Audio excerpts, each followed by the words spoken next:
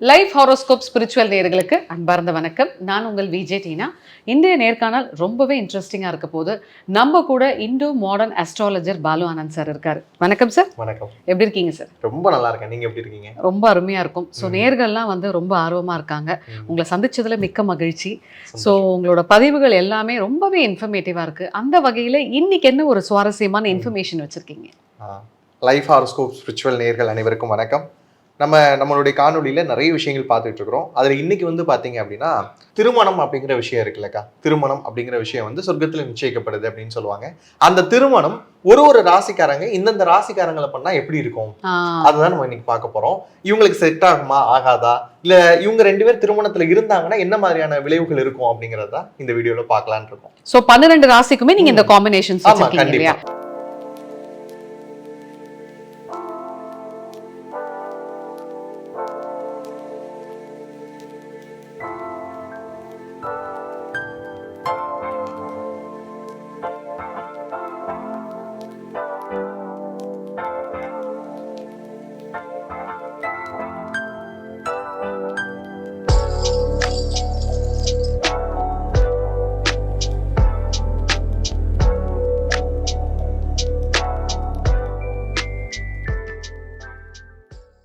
So relationship பட்டியலில் நிறைய characters சொல்லிக்கிட்டு இருக்கீங்க, பொது பலன்கள். ஸோ அந்த வகையில் அடுத்ததான் நம்ம பார்க்க போகிற ராசி தனுசு ராசி நேயர்கள். தனுசு ராசி நேயர்கள் நெருப்பு ராசியில் வந்தாலும் கூட இதனுடைய ஆதிக்கம் யாருடையது இருக்கும்னா ஜூபிட்டர் அப்படின்னு சொல்லக்கூடிய மன்னவன், பொன்னவன், பிரகஸ்பதி, வியாழன் அப்படின்னு சொல்லக்கூடிய குரு பகவானுடைய ஆதிக்கம் இருக்கும். அப்படிங்கிறதுனால இயற்கையாகவே தனக்கு ஒரு ஃப்ரீடம் இருக்கணும் அப்படிங்கிற விஷயத்த ரொம்ப விரும்புவாங்க. அது எந்த ஒரு ரிலேஷன்ஷிப்பாக இருந்தாலும் அவங்களுக்கு என்ன தேவை? ஃப்ரீடம் அப்படிங்கிற விஷயம் தேவை. அதுக்கப்புறம் ரொம்ப தத்துவார்த்தமா யோசிக்கக்கூடிய நபர்களும் இவங்க தான். ஒரு சின்ன விஷயம் எடுத்தாலும் ஏன் இது நடக்குது அப்படிங்கிற மாதிரியாக யோசிப்பாங்க. இன்டலெக்சுவலான ஆட்களும் இவங்க தான். அதே நேரத்தில் பார்த்தீங்க அப்படின்னா எமோஷனலாக ஒருத்தவங்களை கைட் பண்ணக்கூடிய விதமும் இவங்ககிட்ட அதிகமாகவே இருக்கும் அப்படின்னு சொல்லலாம். அந்த வகையில் இதுதான் இவங்களுடைய ரிலேஷன்ஷிப்புக்கான இயல்புகளாகவும் இருக்க போகுது. ஓகே. ஸோ ஃப்ரீடம் எதிர்பார்க்கக்கூடிய இந்த தனுசு ராசி நேயர்களுக்கு நம்ம நெருப்பு ராசி காம்பினேஷன் எப்படி இருக்கும்? நெருப்பு ராசியில் இருக்கக்கூடிய இந்த தனுசு ராசிக்கு ஏனைய நெருப்பு ராசிகள் அப்படின்னு சொல்லக்கூடிய மேஷம், சிம்மம் இந்த ரெண்டையும் ஒரு கேட்டகரியிலையும், தனுசு பிளஸ் தனுசு அப்படிங்கிறது இன்னொரு கேட்டகரியிலையும் பார்க்கலாம். மேஷம், சிம்மம் அப்படின்னு சொல்லக்கூடிய இந்த இரண்டு நெருப்பு ராசிகளும் தனுசுக்கு எனர்ஜி மேட்ச் அப்படின்னு சொல்லலாம்.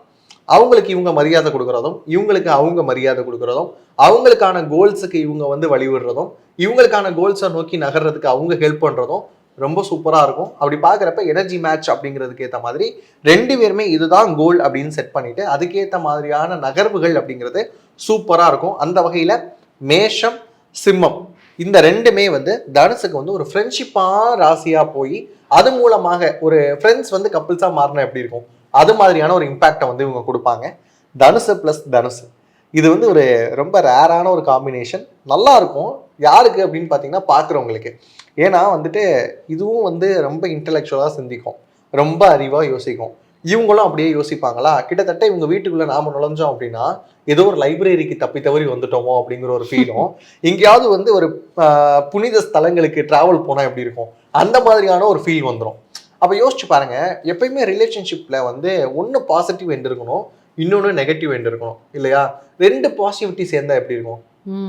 அந்த ரெண்டு பாசிட்டிவிட்டியும் சேர்ந்து கடைசியில் தங்களை தாங்களே நெகட்டிவா மாத்திக்கிறதுக்கான தன்மைகள் அதிகமா இருக்கிறதுனால ரொம்ப குழப்பிக்காம இருக்கணும்னா அந்த தனுசு மட்டும் கொஞ்சம் அவாய்ட் பண்ணிக்கிறது பெட்டர்.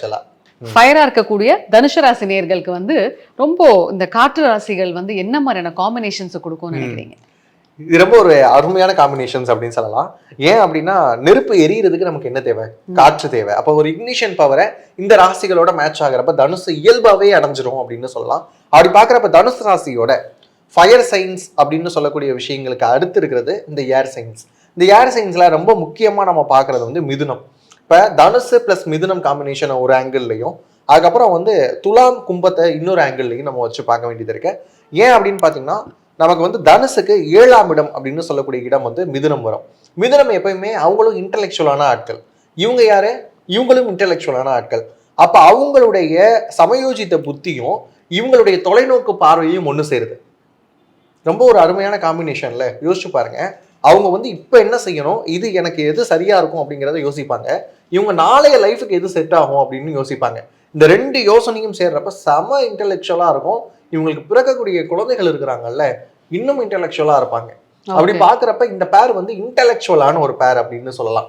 அதுக்கு அடுத்து வரக்கூடிய காற்று ராசிகள் அப்படின்னு சொல்லக்கூடியது வந்து பாத்தீங்கன்னா துலாமும் கும்பமும் எடுத்துக்கலாம். இந்த ரெண்டுமே எப்படின்னா கொஞ்சம் வந்து கட்டுப்பாடு அப்படிங்கிற விஷயத்துக்குள்ள வரப்ப இவங்கள மாதிரியே யோசிக்கும்.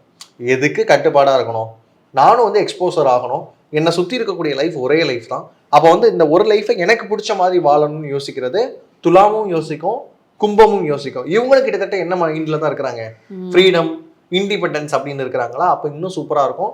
ரெண்டு பேரும் சேர வேண்டியது வாழா என் வாழ்வை வாழவே அப்படின்னு சொல்லிட்டு டிராவல் போக வேண்டியது, இரு காலின் நிலையிலே உரசும் பூனையாய் வாழ்க்கை போதும் மடடா அப்படின்னு சொல்லிட்டு கப்புள் கோல் போட்டுக்கிட்டு இன்ஸ்டாகிராம்ல ரீல்ஸ் போடுறதுக்கு ரொம்ப ஆப்டான பேர் யாரு அப்படின்னு பார்த்தோம்னா இவங்க தான் சொல்லலாம்.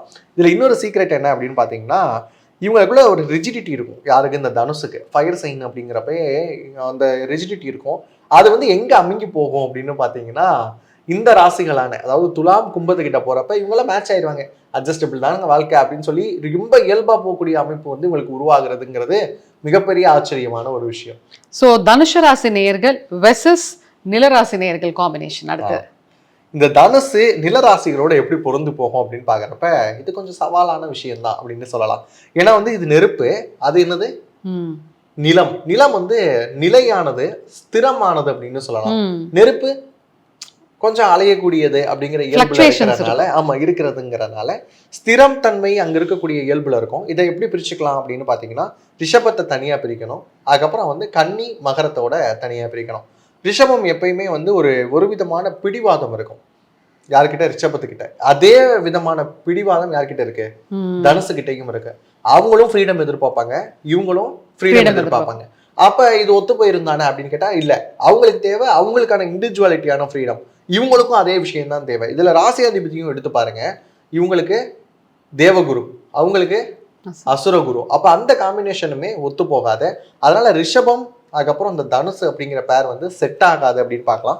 அதுக்கப்புறம் நிலராசிகள்ல மீதி ரெண்டு இருக்கு இல்லையா, கன்னியும் மகரமும். இவங்க ரொம்பவுமே கட்டுப்பாடோடு இருக்கணும், வாழ்க்கைனா இப்படி தாங்க வாழணும் அப்படின்னு சொல்லி மற்றவங்களுக்கு எக்ஸாம்பிளா இருக்கணும்னு யோசிக்கிறது வந்து கன்னியும் மகரமும். அப்ப இப்படிதான் வாழணுங்கிறதுக்கு ஒவ்வொருத்துக்கும் ஒரு ஆங்கிள் வச்சிருப்பாங்க. ஆனா இவங்க தான் ஏற்கனவே எப்படிப்பட்ட ஆட்கள், ஃப்ரீடமே யோசிக்கக்கூடிய ஆட்கள், கட்டுப்பாடு இல்லாத ஒரு முறையில வாழணும் அப்படின்னு யோசிக்கிறது தனுசு. அப்படி இருக்கிறப்ப இது ரெண்டுக்கும் இயல்பாவே என்ன ஆகாது, செட் ஆகாது. அப்படி பாக்குறப்ப நெருப்பு ராசியாக இருக்கக்கூடிய இந்த தனுசுக்கு மிகப்பெரிய ரெட் பிளாக் அப்படின்னு பாத்தீங்கன்னா நிலராசிகளாக இருக்கக்கூடிய ரிஷபம், கன்னி மற்றும் மகரம். நீர் ராசி நேயர்கள் வெர்சஸ் தனுஷ ராசி நேயர்களோட காம்போ. தனுசு ராசி விசஸ் நீர் ராசி, இந்த காம்போவே வந்து ரொம்ப விசித்திரமான காம்போ. ஏன் அப்படின்னு பார்த்தோம்னா இது நெருப்பு, அது நீர், ரெண்டுல ஏதாவது ஒண்ணுதான் என்ன ஆக முடியும், எண்ட் ஆஃப் த டே சர்வேல் ஆக முடியும். அப்படி பாக்குறப்ப இதை ரெண்டு விஷயமா பிரிச்சுக்கணும்னு நினைக்கிறேன். ஏன் அப்படின்னா நீர் ராசிகள்ல கடகம், விருச்சிகம், மீனம் வருது. இந்த கடக விருச்சிகத்தை தனுசோட ஒரு ஆங்கிள்லையும், அதுக்கப்புறம் மீனத்தையும் தனுசையும் இன்னொரு ஆங்கிள்லையும் பார்க்கணும்னு நினைக்கிறேன். அப்படி பாக்குறப்ப கடகமும் விருச்சிகமும் ரொம்பவுமே எமோஷனலான ஆட்கள். அவங்களுக்கு தேவை அன்பான நபர்கள். இவங்க எப்படின்னா அன்பானவர்கள் இல்லையா அப்படின்னு கேட்டால் இவங்க அன்பானவர்கள் தான், அந்த அன்பை கடைசி வரை வெளிப்படுத்த மாட்டாங்க. தனுசு வந்து வெளிப்படுத்தாது. அப்படிப்பட்ட நேரங்கள்ல அவங்களுக்கு என்ன தோணும், ஐயோ நம்ம தப்பான பார்ட்னரை சூஸ் பண்ணிட்டோமோ அப்படிங்கிறதுல ரொம்ப அதிகமா யோசிக்கிறது யாருன்னா கடகமும் விருச்சிகமும். ஏன்னா ரெண்டுமே எமோஷனலான ராசிகள், ரொம்ப எமோஷனல் நீட் அவங்களுக்கு தேவை. அப்படி இருக்கிறப்ப இவங்க அந்த எமோஷனல் நீடுக்கெல்லாம் தனுசு வந்து செட் ஆகவே மாட்டாங்க. இன்னும் சொல்லணும்னா இவங்களுடைய பார்வையில, தனுசு ராசிக்காரங்களுடைய பார்வையில இந்த கடகமும் விருச்சிகமும் டிராமா பண்ற மாதிரி தெரியும். அவங்களுடைய அன்பு இவங்களுக்கு எப்படி தெரியும், டிராமாவா தெரியும். அப்படி அந்த டிராமாட்டிக்கான விஷயங்களுக்குள்ள தனுசு எப்பயுமே என்ன ஆகாது அப்படின்னா செட் ஆகாது. அதுக்கப்புறம் வருவோம் அந்த மீனராசி. மீனராசியும் வந்து நீர் ராசி தத்துவத்துல வருது, ரெண்டுமே குருவனுடைய தத்துவத்துல வந்துடும். தனுசும் சரி மீனமும் சரி குரு பகவானுடைய ஆதிபத்தியத்தில் வரக்கூடிய ராசிகள். இப்ப இந்த மீனம் எப்பயுமே என்ன பண்ணுவோம்னா உணர்வு பூர்வமா ஒரு விஷயத்த ஆங்கிளை எடுத்துட்டு போகும்.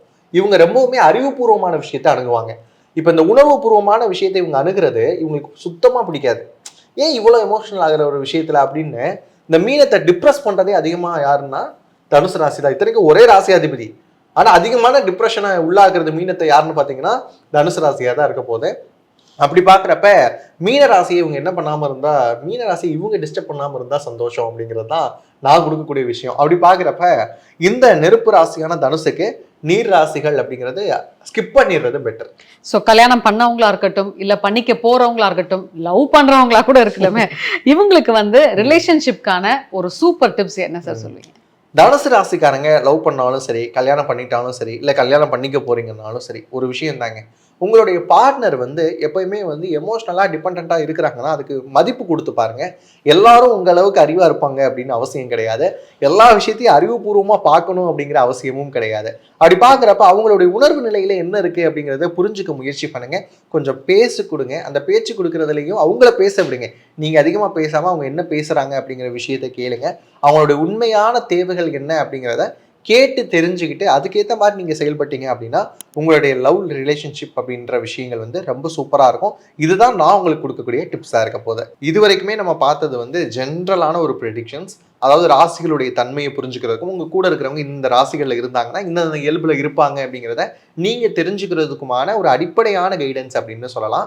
இப்போ நம்ம மேரிட்டல் லைஃப்குள்ளே பார்க்கணும் அப்படின்றப்ப 2ஆம் இடத்து அதிபதி யாரு, 5ஆம் இடத்து அதிபதி யாரு, 7ஆம் இடத்து அதிபதி யாரு, இவங்களுக்குலாம் என்ன திசைகள் நடக்குது, நட்சத்திர பொருத்தம் தாண்டி இவ்வளவு விஷயங்களும் நம்ம பார்க்க வேண்டியது இருக்கு. அதே மாதிரி ராசி அதிபதி பொருத்தம் எப்படி இருக்கு, இவங்க 2 பேரும் லைஃப்ல சேர்ந்தாங்க அப்படின்னா இவங்களுடைய லைஃப் எப்படி இருக்கும் அப்படிங்கிற விஷயங்கள் எல்லாம் பர்சனல் ஹாரோஸ்கோப்ஸ் இருந்தால் மட்டும்தான் நம்மளால தெரிஞ்சுக்க முடியும். உங்களுக்கும் பர்சனல் ஹாரோஸ்கோப் தெரிஞ்சுக்கணும், எங்களுக்கு வந்து காம்பேட்டபிலிட்டி எப்படி இருக்குன்னு தெரிஞ்சுக்கணும் அப்படின்னு நினைச்சீங்க அப்படின்னா lifehoroscope.in அப்படின்னு சொல்லக்கூடிய நம்மளுடைய பேஜஸ்ல நிறைய சர்வீசஸ் இருக்கு. கைண்ட் ஆஃப் வந்து மேரேஜ்க்கான ப்ரெடிக்ஷனாக இருக்கட்டும், உங்களுடைய மேட்சிங் எப்படி இருக்கு அப்படிங்கிறத தெரிஞ்சுக்கலாம். அது மட்டும் இல்லாமல் ஹேண்ட் ரிட்டனான ஹாரோஸ்கோப் அப்படிங்கிறது ரொம்ப ஸ்பெசிஃபிக்காக நம்ம கிட்ட கிடைக்குது. இந்த மாதிரியான சர்வீசஸ் வந்து நம்ம பேஜ்ல அவைலபிளா இருக்கு. தேவை அப்படின்னா பயன்படுத்திக்கோங்க. ஸோ இன்னைக்கு நிறைய இன்ட்ரெஸ்டிங்கான ஃபேக்ட்ஸ் பார்த்தோம் சார், நிறைய விஷயங்கள் வந்து நம்ம தெரிஞ்சுக்கிட்டோம். ஸோ நன்றி பாலு ஆனந்த் சார். நன்றிக்கா. ஸோ தொடர்ந்து நிறைய விஷயங்கள் உங்ககிட்ட இருந்து எதிர்பார்க்குறோம். ஸோ மக்களே, நீங்களும் வந்து இது போன்ற வீடியோஸை பார்க்கணும் அப்படின்னா மறக்காம லைஃப் ஹாரோஸ்கோப் ஸ்பிரிச்சுவல் சேனலை சப்ஸ்கிரைப் பண்ணுங்க, ஃபாலோ பண்ணுங்க, அண்ட் உங்களோட ஃப்ரெண்ட்ஸ் அண்ட் ஃபேமிலிக்கு ஷேர் பண்ணுங்க. நன்றி.